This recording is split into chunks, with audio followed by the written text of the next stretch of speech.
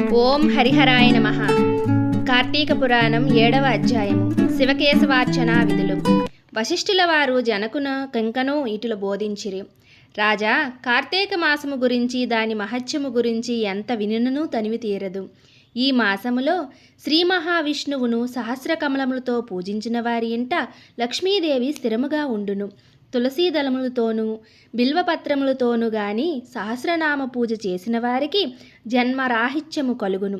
కార్తీక మాసమందు ఉసురు చెట్టు కింద సాలగ్రామముంచి భక్తితో పూజించిన ఎడల వారికి కలుగు మోక్షం ఇంత అంతా కాదు. అటులనే బ్రాహ్మణులకు కూడా ఉసిరి చెట్టు కింద భోజనము పెట్టి తాను తినిన సర్వ పాపములు పోవును. ఈ విధముగా కార్తీక స్నానములు దీపారాధనలు చేయలేని వారు ఉదయం సాయంకాలం ఏ గుడికైనా వెళ్ళి భక్తితో సాష్టాంగ నమస్కారములైనను చేసిన ఎడల వారి పాపములు నశించును.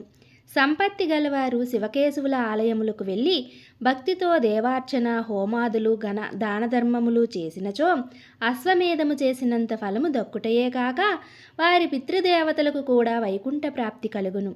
శివాలయమున గాని విష్ణువాలయమున గాని జెండా ప్రతిష్ఠించినచో యమకింకరులు దగ్గరికి రాలేరు సరికదా. పెనుగాలికి ధూళి రాసి రగిలిపోయినట్లు కోటి పాపములైనను పటాపంచలైపోవును. ఈ కార్తీక మాసములో తులసి కోట వద్ద ఆవు పేడతో అలికి వరిపిండితో శంకుచక్ర ఆకారములు ముగ్గులు పెట్టి నువ్వులు ధాన్యములు పోసి దానిపై ప్రమిద నుంచి నిండా నువ్వుల నూనె పోసి వత్తిని వేసి వెలిగించవలెను. ఈ దీపము రాత్రింపవలు ఆరకుండా ఉండవలెను. దీనినే నందాదీపం అందురు. ఈ విధముగా చేసి నైవేద్యము పెట్టి కార్తీక పురాణము చదవచుండెను. ఎడల హరిహరాదులు సంతసించి కైవల్యమొసగును.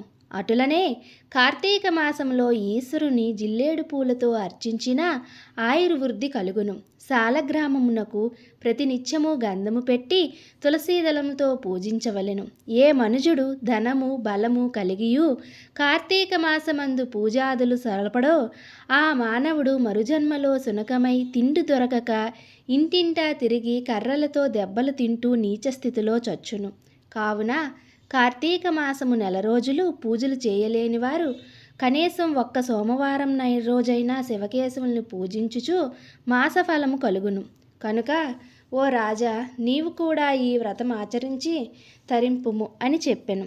నమశివాభ్యాం నవయవనాభ్యాం పరస్పరాశ్లిష్ట వపుర్ధరాభ్యాం నాగేంద్రకన్యా వృషకేతనాభ్యాం నమో నమ శంకర పార్వతీభ్యాం.